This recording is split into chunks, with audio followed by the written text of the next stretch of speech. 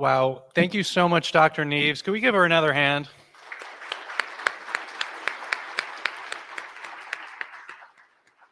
A lot of great advice there. And I just want to give one extra plug to that SkillBridge program. Vets Index is my organization, is a very small organization, much smaller than some of the folks we have represented here today. And we ourselves just signed up and got our MOU now signed and co-signed. So we are about to get started on SkillBridge as well. Great program, really great opportunity to, access the incredible pipeline of transitioning military talent. So if you haven't gotten involved with that, absolutely do. It's a fantastic program. So with that, let's get started with our first panel of the day, 5-star employer best practices in recruiting and hiring. Panelists, please come on stage and join me.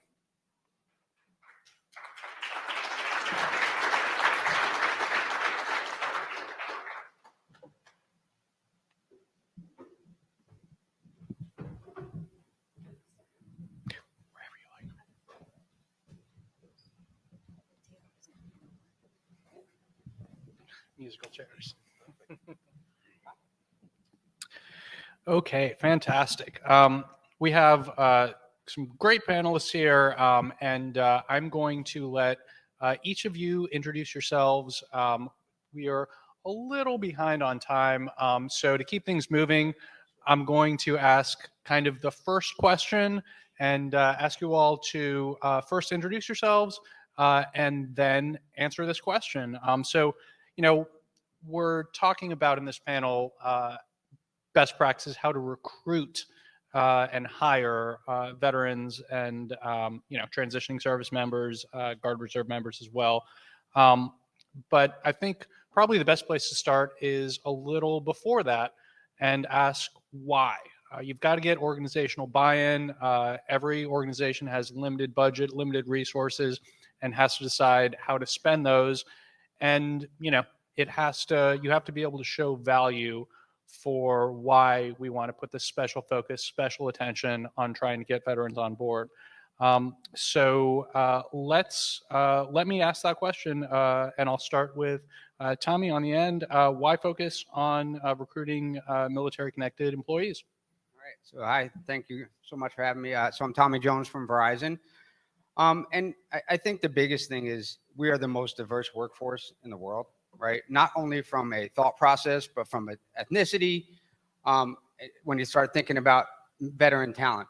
And so as you start to look at any company in here, I would challenge you to say, or if you didn't have a diversity initiative, I'd be shocked. I think all of you would say that that is something that is happening right now. But Dr. Neves, you talked about it. The skills that come out of the military are absolutely phenomenal, right? And so I've been focusing on that for Verizon, is really just focusing on it. It's a business case. It's not a good thing. It's a necessary thing that you need to do in your organization. So we've had that support. We've had the ability to actually build dedicated recruitment teams and then drive that mission. Hi there, I'm Lauren Morelli. Yeah. Okay, good. I'm Italian, so I talk a lot with my hands. This is kind of weird to have a microphone too. But I am the daughter and granddaughter of Marines and soldiers. I work for American Systems for the last 6.5 years doing veteran engagement management, working with our employee resource group and also technical recruiting. I thought a lot about this question, and it reminded me of a colleague, Army veteran, who always said, mission first, people always. I think that is a succinct way of showing the reason. These people are going to bring that mission-driven nature, their goal drive, and working towards success while also focusing on the people aspect, making sure they have the resources and the recognition to get what needs to be done. Hi, I'm Sydney Covington. I'm the Veteran Engagement Associate for AmeriVet Securities. I am an Army veteran. I think the why is kind of, I think it's kind of self-explanatory, right? Like, veterans are the most diverse group of people in the US, like demographic-wise. It actually is one of the few, besides like in terms of the female-male ratio, that's a little off. But outside of that, ethnicity, race, religion wise, it's pretty representative of what US like representation is. And so that means you're automatically going to have a higher probability of getting diverse candidates. And then it also means they often know how to work with people that come from diverse backgrounds. Like, it was the first time in my life I had met someone who's from North Dakota. Like, I don't think anywhere else in my life I would have met someone from North Dakota, to be quite honest. Like, since I've been out, I have not met someone from North Dakota outside of like the veteran space, okay? I'm just saying. So it forces certain people to learn how to work with people who are different. And so they have that ability to adjust and adapt. And I think it's strange when it's like, why? It's like, no, like, we have to, like, it just makes sense, right? Like, we're people too. Just because we served in the military doesn't strip us from the fact that we're humans. So, yeah. Hey, everybody, I'm Mike Quinn, and I feel like I don't need this microphone, but I'm going to use it anyway because there's remote people. But I'm the founder and CEO of Hire Military, and we connect service members, veterans, and military spouses with companies for great careers, not just jobs. And so we talk about diversity, so I don't think I need to say that one again. I want to share the get it done attitude, right? The work ethic, the values, the accomplish any mission point. And I'm going to share it with a story from today. This panel almost didn't happen. I'm serious. This panel almost didn't happen. Security stopped on 2 separate occasions, Tommy and I, from coming in because of our shoes. Literally, I walk in, and hey, sir, I'm very nice, polite, talk to security guard, 9th floor. I walk through. He chases me through the roundabout and says, they're not going to let you in. And I said, why? He goes, sneakers and jeans. I said, they're not sneakers. And he looked at me, and I said, they're nice pants. And he looked at me, he like kind of got a little confused, and I just started walking. And so he didn't chase me again. But when we talk about diversity, they stopped Tommy. And they said, sneakers. So what did Tommy do? He said, okay. He walked over to Target, bought a pair of shoes. He couldn't miss the panel, put them on, walked through security, and then changed back into his sneakers when he got here, right? So when you talk about getting any mission done, when you have someone that's no fail, like you cannot fail, you give it to a veteran. Amazing. I love it, Mike. So I think you're probably the best person to give this next question to. Talk about some of the places companies can go to find, great veteran talent.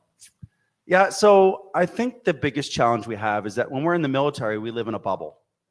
And I will tell you, we talk to a lot of companies, and I'm constantly like, what do you do? And these are multi-billion-dollar companies I'd never heard of, and I've been out for 6 years.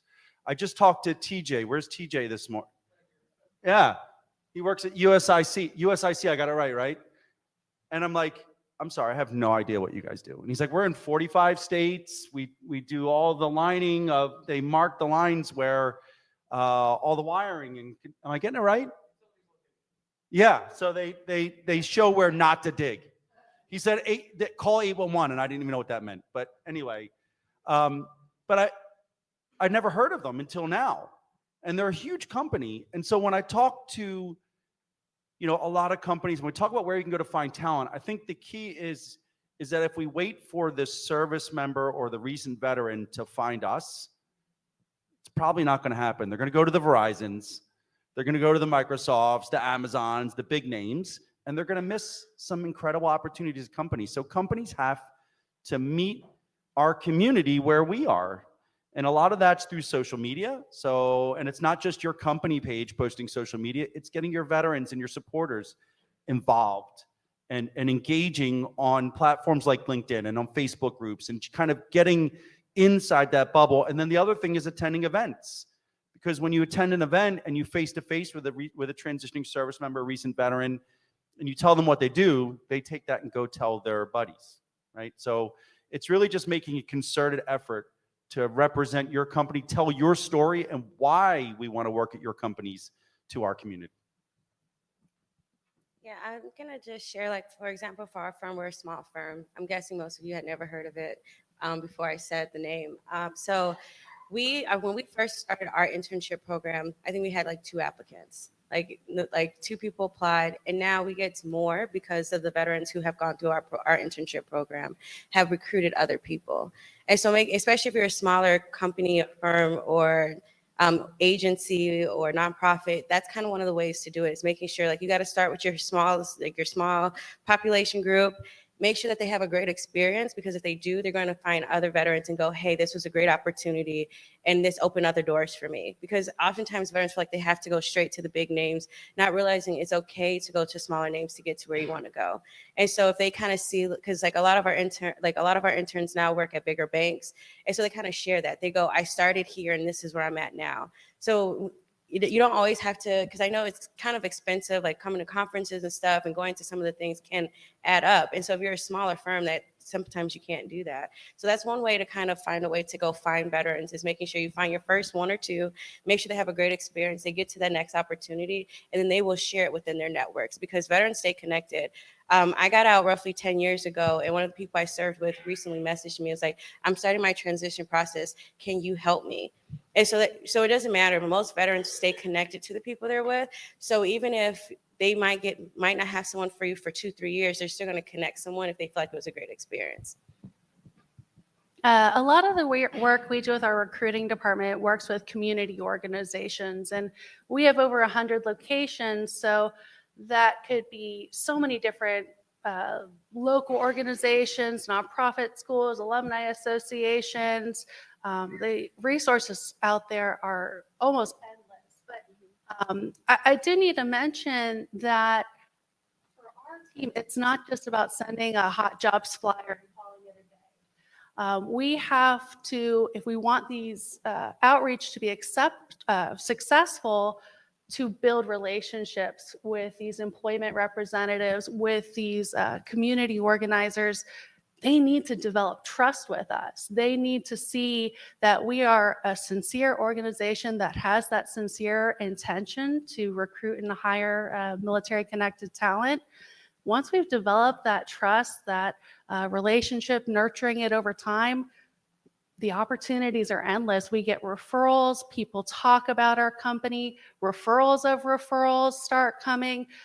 So it's not just about the finding aspect, but it's what do you do after you found these resources. And for us, it comes down to relationships, the people side of recruiting and hiring, and showing that we're very sincere in our intentions.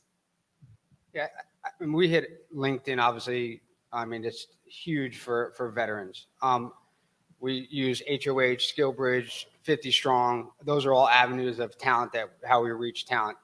I think one of the biggest things that we did that we were very successful in is educating externally what Verizon is, right? You all think, oh, Verizon's a cell phone company, right? Well, we're a self-sustaining organization just like the military that has finance, supply chain, HR, marketing.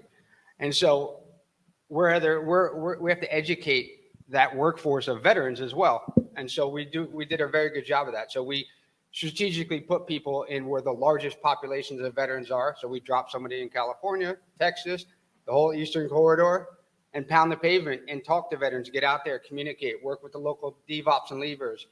I think that was one of the biggest things that had made us successful, and say we're open for business, we're hiring veterans, storytelling, showcasing the talent that we have hired.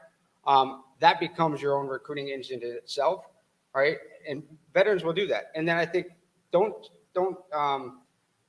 push by the wayside your peers, right? So, Comcast and Verizon, you would think that we're competitors. We're not competitors in this space. We are brothers, and we're trying to do the same thing, lift military community and talent. So we speak on behalf of each other's companies too. We're ambassadors for others. And so I think that's really critical, because I think it shows that how we can work together. And it's a good example of how veterans work in your organization. Yeah, I love that. That really speaks to the spirit of collaboration and cooperation rather than, trying to elbow everybody out. Great thing about this space. So let me, it's great to get applications in, great to get resumes. If the recruiters who are reading these resumes are not versed in military career paths, MOS codes, then maybe those applications really you don't make the best of them. So let me start with you, Tommy. You know, how do you ensure that your recruiting team is, you know, has the knowledge it needs and, you know, is in a good position to understand and, you know, make the most of the resumes that they get from service members who might not have done the best job civilianizing? So I'm extremely annoying to the business, right? I'm in your face talking to business leaders, talking to recruiters, right? And counteracting everything that they say about veterans. So where we've been really successful, obviously we have a dedicated military recruiting team, right?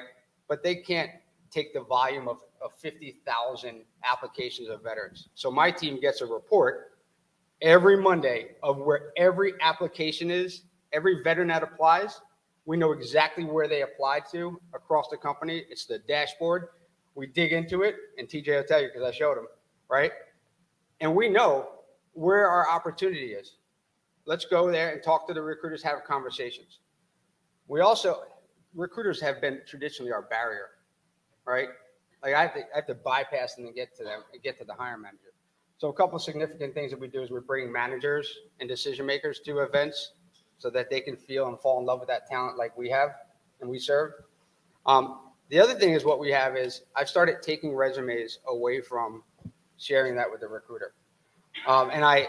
We do a lot on educating the recruiters on the value of service members to bring in the talent. I think the biggest thing that we do on that space is I lead military diversity and emerging talent programs, but at one point I always kept military, but I also led our Verizon business group. And I had 50 recruiters and I said, you will not send a resume to a hiring manager anymore. And they're like, what? They're going to flip. I said, I don't care. You did an intake call with that hiring manager. They told you what you were looking for. You send them back a synopsis of what that talent looks like and schedule the interview. And that changed the dynamic. I'd had hiring managers come back and say, I cannot believe that I just talked to a special forces captain for an agile technical lead role. And he's leading a team. He's going to be leading PhD team members and has no experience in technology. I said, I know. I said, so you need to do more. The other thing we do is, I mean, we're not going to be able to touch it, but we use our skills matcher, right? Our skills matcher works really well with Opline because it also takes in consideration rank, years of experience. Now, is it a perfect solution? Absolutely not.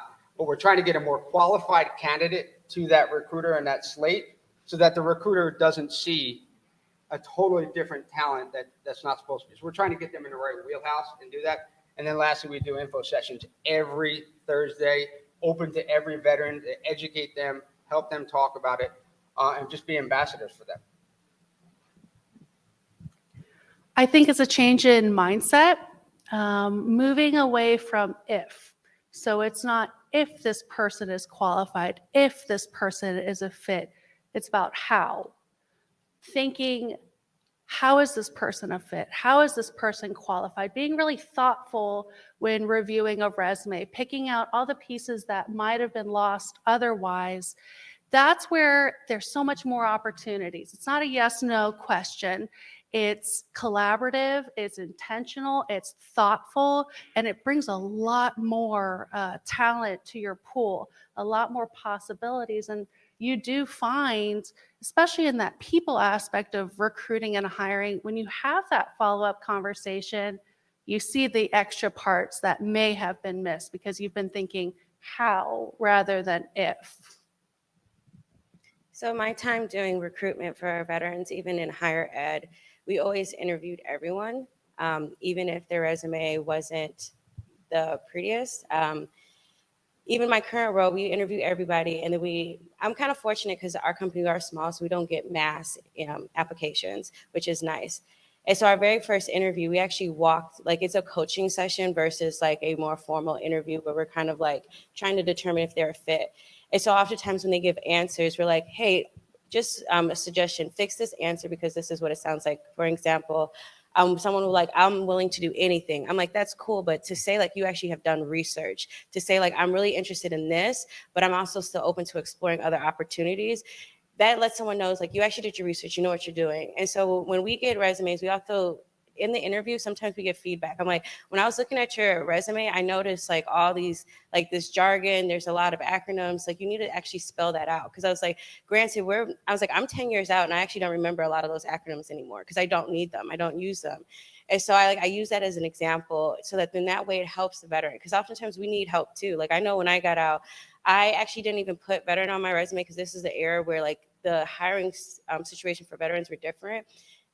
But when people put it now, they make it where it's almost like they're writing resumes solely for people who are in the military. And so for us, we're kind of making sure like even if we don't hire them, that when they go to the next place, their resume is better. And then also they're able to interview better. So that's something that's always making sure, like, even if you're not going to hire this person, give feedback. Give them, like, make sure that they're prepared. So when they go to that next opportunity, they actually have a fighting chance, even if it wasn't with you. So that's something that I like about what we do, is that we're making sure that we're giving as much feedback and constructive criticism. So when they're going to that next opportunity, they're able to be successful. So do we have any Navy veterans? Can you raise your hand if you're a Navy veteran? So I spent 24 years in the Army. I had multiple joint assignments. I have no idea what you did. Like, you could put it on a resume and what the heck does that mean, right? So how can we expect someone that never served to understand any of our experience when it's listed? So when we talk about training, and that's why I love what Tommy said about taking like, that's a dream of mine to like take the resume out of it once the recruiter's already pre-screened and selected. To train your non-veteran or military spouse, because of course military spouses understand it, but to train someone that hasn't served or hasn't been a part of our community to understand us is not a realistic expectation. I think that the best that we can do is, encourage them to do phone screens and ask questions. A lot of times you're like, what does this mean? And get to a point where they find out that they're quality talent. And the best practice I saw during my own transition, when I sent my resume out that said I lead the operations for 17,000 people in 45 countries, because we like big numbers in the military. In reality, I was an individual contributor as a G3 sergeant major, but I like to take credit for everybody in my organization, right? And I sent it out. I spent a lot of time on that resume. I sent it out to a recruiter at Nike, and she was kind enough to get on a quick call with me, just a really short call. And what she did was she connected me to their employee resource group, their veteran employee resource group. And somebody from the Nike Veteran Employee Resource Group actually reached out to me and said, hey, so-and-so just connected you to us. We'd love to have a call with you and see if, we can help you put your resume in something that'll resonate a little more, better with our Nike audience. And maybe we can help you choose some positions at our company that you might be a better fit on based on your experience. And so leveraging that veteran talent in your organization, I think, is a really great way to kind of not only give them an outstanding candidate experience. Notice he's wearing Nike shoes, right? Oh, these are Vans. Are they Vans? I'm a surfer. Well, notice I only see Nike. How about that? So I don't know. I mean, they look like Nike to me, but They're I mean, shoes though, they're not sneakers. But they're not Make sure you sneakers. clarify that. But you can see like that candidate experience stuck with me here 6 years later. The fact that they, took the time to take the call, they asked some questions, and then their veterans reached out to me, really stuck with me. And I'll always be a fan. And any company I talk to, I say, if you can get your employee resource group involved, your veterans and your military spouses and your supporters that understand, and they can have some of those phone calls, that's a huge best practice. And you got to put systems in place. I mean, we mandate that the recruiters ask hiring managers an intake call. Do you have any service members on your team? You ever hired a service member? Are you interested in it? You know about the SkillBridge program? Know about the fellowship program? Right? I mean, I've been with Verizon for 10 years. There's people, we have 130,000 people in our company. There's people that still don't know that we have a military recruiting team, a dedicated military recruiting team. It's crazy, right? So again, penetrating, executing, always over communicating. That's really critical. Awesome. So I want to kind of ground this discussion in the particular times we're in right now, which are unfortunately times with a bit of economic uncertainty, a lot of worries about inflation, some big layoffs that we've all seen, news about. And in this sort of uncertain environment, when organizations are looking for ways to kind of trim the budgets, a lot of times the first area that they're looking is DE&I and veteran related stuff. So it can be a challenge, particularly right now, to maintain the resources, maintain the focus on hiring veterans. Talk to me, and I'll start with you, Mike, about ways you can kind of within your organization advocate for, even in these challenging times, even in times when there's headwinds, how continuing the focus on veteran employment can be beneficial. I think about it, and this is something I'm constantly working with transitioning service members and recent veterans on, is understanding the business case, right? And being able to articulate the business case to your leadership. And so what I mean by that, from a veteran recruiting, from a DEI perspective, being able to articulate how having this one team focused on this one community is bringing value that exceeds the cost of that team, right? And so the easiest thing, I talked to a couple of my buddies that run veteran recruiting programs, unfortunately not here, hopefully next year, I'll get them here. But I talked to them as they just started taking these programs, and I said, how are you articulating your cost savings to the company? So when we talk about the work opportunity tax credit, right? If you make sure you're filing that, it could be close to 10 grand tax credit for every veteran you hire. So right then and there, you put 20 veterans and you get your claims in, that can cover, the cost of one veteran recruiter. And then you talk about SkillBridge, when you talk about getting 3 to 4 months typically. I know the Navy just shrunk it down to 3 months max. That's why I asked for the Navy people too. But, when we talk about SkillBridge, you get an opportunity. It's kind of like try it before you buy it, right? You get a chance to bring somebody in 3 to 4 months, typically full-time as a member of your team. They really want to work. You really want to get in, look at them, but you're not paying salary or benefits. So you're talking about a quarter year salary benefits that you don't have to pay. If you can put those numbers on a spreadsheet and hand it to leadership and say, here's what we did, or here's what we're going to do next year, and here's the cost savings to an organization. I mean, it's an easy yes for any executive. And so it's just making sure you're capturing those numbers and sharing the story. And that goes above and beyond the additional stuff we do for a team, where I know a lot of you guys understand that when they told me, you'd have a 40-hour work week, and I worked my first 40-hour work week, I was like, what else do I do? I'm used to a 60-hour work week. And so you get the above and beyond stuff as well. So I'm going to take it from the applicant side. I think one of the things that's really important in markets like this is making sure you're kind of seeing what are they still hiring for, because even companies that were doing major layoffs, they're still hiring people. And so kind of making sure that you're retraining yourself in those industries, making sure that you're kind of staying on top of it. Like I tell a lot of my veteran friends all the time, I'm like, you have to treat yourself like you're in the military, because to get promoted, you had to go to another course. You had to learn something else. And then, or if you wanted to, sometimes your job, you couldn't even get promoted. So you had to reclass to be able to qualify for promotion. So I'm like, you don't have someone telling you to do that, but you have to kind of go like, if I feel like I'm stuck, I'm actually looking to get a job here, but they're not hiring right now. They're having major layoffs in this particular industry. Where can I reclass myself? So then that way I can ensure that I'm always employed. And then always think about, companies are never going to fire people who bring in money. So if you are a part of the company that has some type of business need where it's like it's always going to generate revenue, I would make sure that I'm well versed in it. Even if you don't do it right now, just make sure that you know how to do it. So if they're looking for layoffs, you can apply within the company to go somewhere else. Because for me, I don't work at a bigger firm. So our company, we are 50% veteran, and we have to maintain that because that's in our business class. Like that's in our, I forget what it is, but it's like we have to have it. And so our goal is to make sure that we always are keeping veterans as our top priority for hiring. And so that will never go away. But in terms of when you're looking for those jobs, think about that. Like, how can you make sure you stay employable in times like this? Because recessions happen. As I learned when I took my Series 7, this is normal. And people are like, it's unprecedented, but it's always unprecedented when these things happen because we weren't expecting them, right?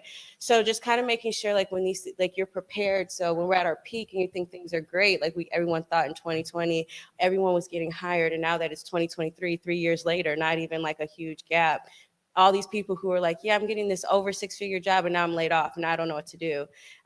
Just make sure that you're making sure that you're staying trained and you can be employed anywhere within the company. And so just making sure that you kind of stay that way. I agree with Michael, remembering the business case, always having the business case at the front of mind, because regardless of recessions, changes in the environment, changes in resources, that business case is going to stay the same. That intention, that sincerity is going to stay the same. And also numbers, numbers, numbers, numbers, and not just financial numbers, but how is hiring looking? How is retention looking? How is career advancement looking? And that can be, moving up in promotion or moving into areas of different responsibilities. We have an internal mobility advancement program that both is for increased responsibility, or if you just want to try something new, a new subject matter, a new platform, a new contract, and it's helped our retention a lot. But looking at the numbers, but also asking why. It's not just about reporting random numbers and giving charts and all this fancy stuff. That's great, but what does it mean? That's what people want to hear, is what does this mean? How does this impact my business? What is the difference of 5 years ago versus today? Where are we going from here? So keeping that business case in front of mind, but looking at the numbers. How is it affecting your business today? How is it previously affecting your business? How is it going to affect your business moving forward? And utilizing those to enhance your business case. Yeah. Again, with the budgeting, I mean, obviously we lead in. I know exactly what's happening, obviously what's happening in our organization, what the needs of that organization is at the time. So we tactically play that, right? We go in and say, this is how we're going to be able to save you money, bring business using WOTC and tax credits, obviously. Verizon last year, we got $1.7 million in tax credit for hiring veterans and people eligible for WOTC, right? Businesses didn't know that. We also save about $25,000 in salary per veteran that we bring on through the SkillBridge and fellowship program. That adds up when we hired 197 people through the fellowship and SkillBridge program, right? That's really tactical. And then looking externally, how you show up to the market, understanding the buying power of the military family is extremely important.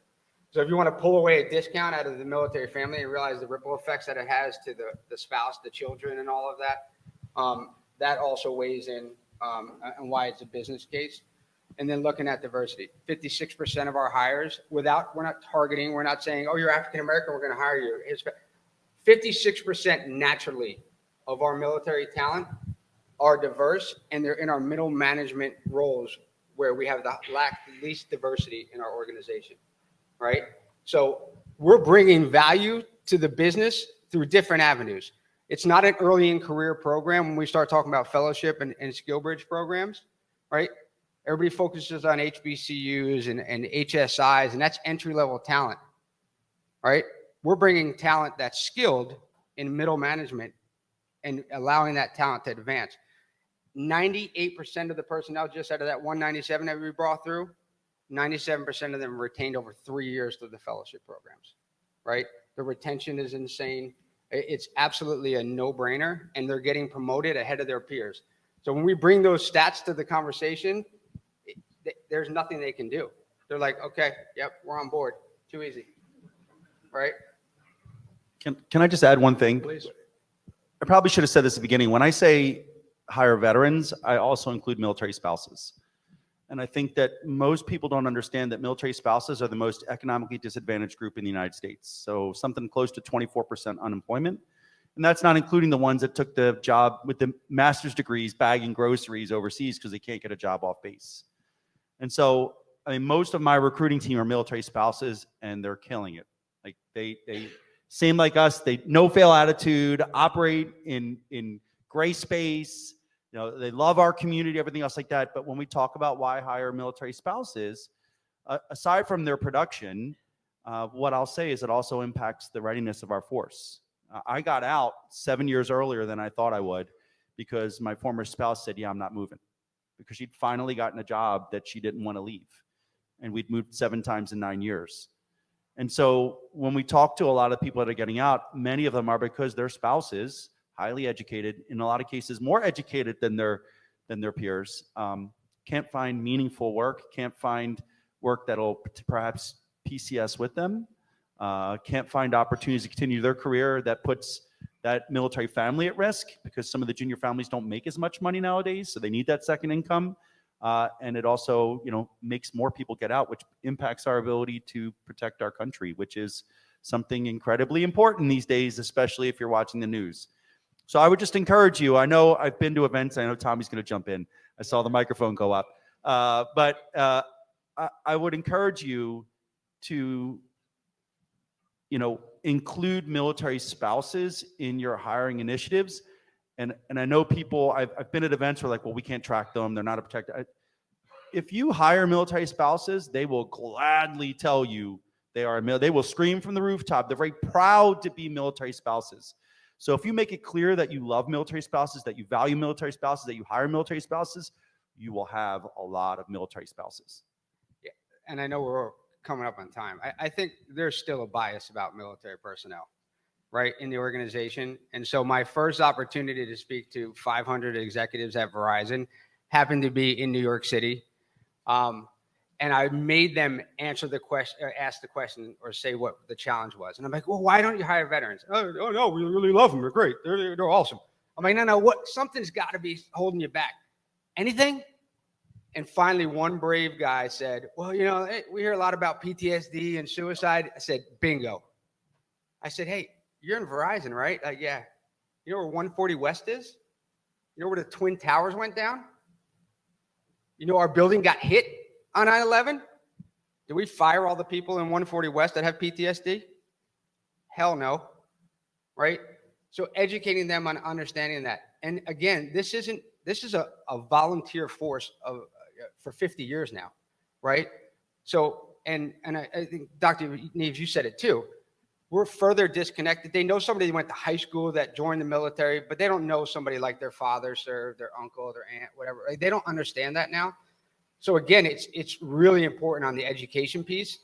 And so when you hire these veterans and you have that parent is going to help with the military recruiting as well now, right?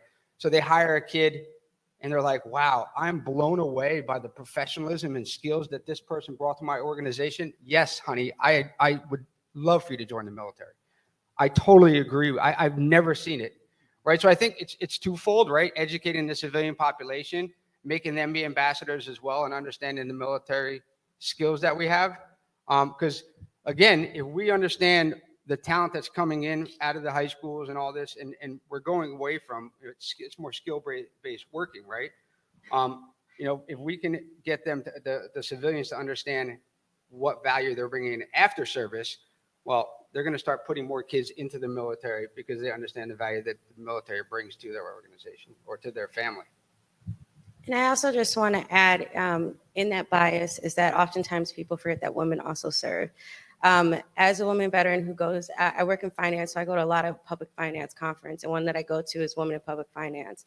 And one of the women, I remember when I introduced myself, and I forget, because I don't mention I'm a veteran as often as I used to, but somehow or another it came up, and she was like, I have to admit that I had an extreme bias, and when I thought of a veteran, I never pictured you. And so just making sure that you remember to, because women veterans are actually, our homeless rate goes up every year. It has not gone down. Even though the veteran homeless rate goes down every year, the women veteran homeless rate does not. And women veterans are twice as likely to become homeless. So just make sure, like, when you're educating people about veterans, that you're also making sure that you're including us in that conversation.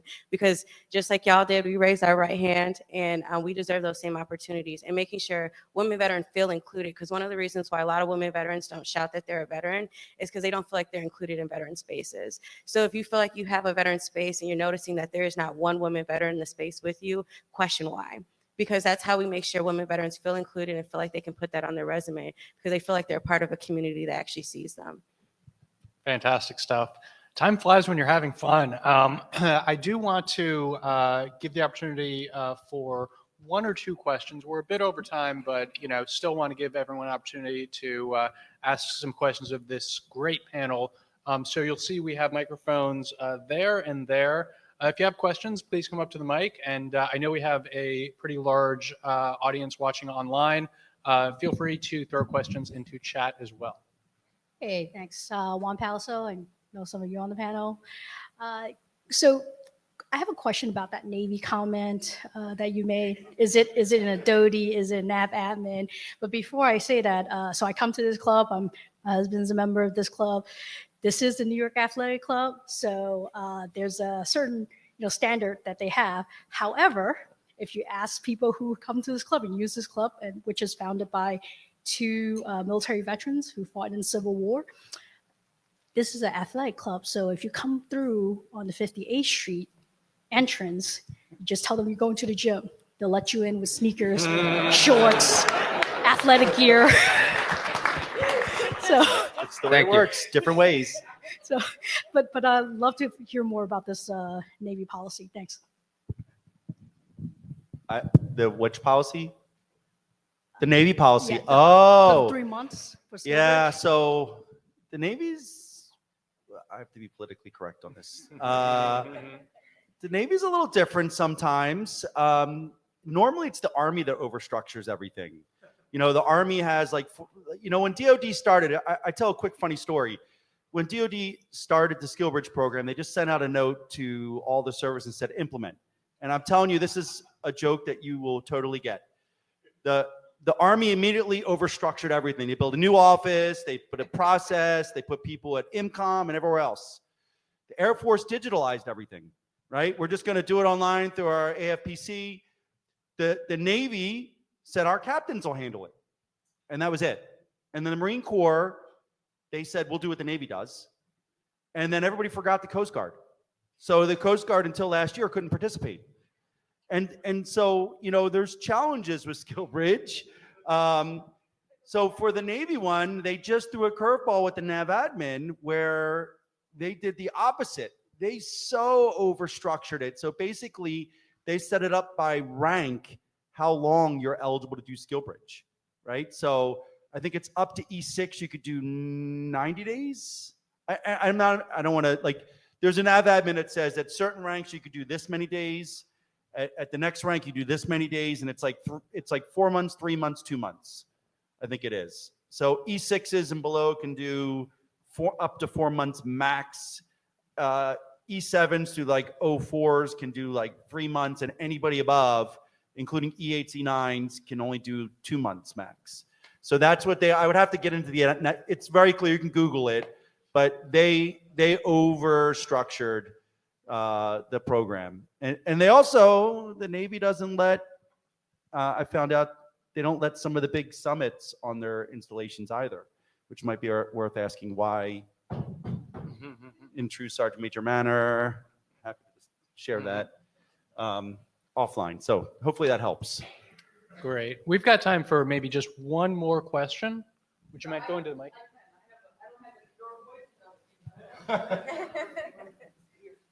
So good morning. My name is Maureen Finley with GXO Logistics. So one of the things I found when I transitioned, and I was a unique veteran, I actually ended up, I had a PhD as an enlisted Marine. So not sure usual, but I ran into that even despite having credentials of degrees, that the service time is not translated as, I actually got told I didn't have leadership skills and backgrounds on my resume. And I was a high school principal prior to the Marine Corps, so super odd. But how do you help your recruiters? How do you help your recruiters understand that, okay, they may not have a PMP certification, they may not have a bachelor's degree, but this amount of time spent here equals this, right? Or how do we put that on the actual application or on the job description so the service member doesn't disqualify themselves because they're like, oh, well, I don't have any of these pieces of paper, right? But they have the skill set, right? Because even as a PFC in Marines, you're leading privates, right? You're never not doing that. So how are you helping, or how do you recommend organizations to do that and open up that? Well, I know some companies at the Veterans Job Mission, when they had their anniversary event last year, JP Morgan said one of the things he was doing was making sure they were removing the requirement of a degree. So then it made it where it was like, it says like suggested, like preferred, but like to remove that requirement alone makes it where it is not you have to have this to get hired. So, because to be honest, like degrees don't mean much. Like besides the fact that you went to school for 4 years, you passed your classes, and boom, you have a degree. It doesn't necessarily mean you have a skill set. Like I know people who went and paid people to write their papers. It does not mean that you actually have the skill set to actually do a job. So when you remove that idea, like, oh, the only way you could do this job is to have a degree, you're removing this like stigma that you have to. The only way you're capable of being employable is that you have to have this sometimes unattainable piece of paper that some people can't even afford to get. So I think that's one major thing companies should start doing is removing this degree requirement, because I think it's actually in the past 10 years that having degrees was a major requirement for a lot of jobs. And because I think it was within a short window. So it's like, because before bachelor's degrees were kind of rare, but now it's like master's degrees are becoming bachelor's degrees. So I think once you remove that, you're going to be able to open the door for a lot more candidates. And then also you're making it where the jobs seem more accessible, and I can actually look at my skill set and say, can I do this job because of the jobs I've done in the past, versus questioning if I can do it because I have a degree or not. Yeah, I think, go ahead. Yeah, I mean, it's about marketing too, expressing that your experience equals experience.